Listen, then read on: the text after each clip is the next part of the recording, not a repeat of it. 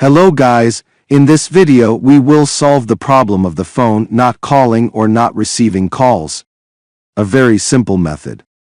All you have to do and follow the steps explained in this video, but before broadcasting in the explanation, do not forget to subscribe to the channel, like the video, share the video, and thank you from the heart to everyone who supported it.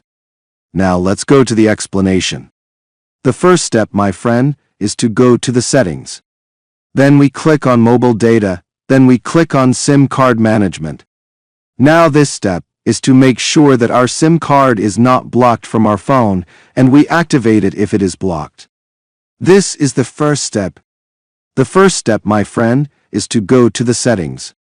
Then we click on the calls application. We click on the calls application on our phone, then we click on the three dots above here.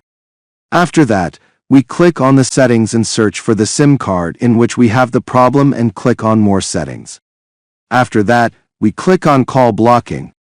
Here we make sure that all outgoing and incoming calls and during roaming all calls are not activated, meaning the ban is not activated. After that, we take a final step, which is to exit and go to settings. After that, we go to applications, then click on applications.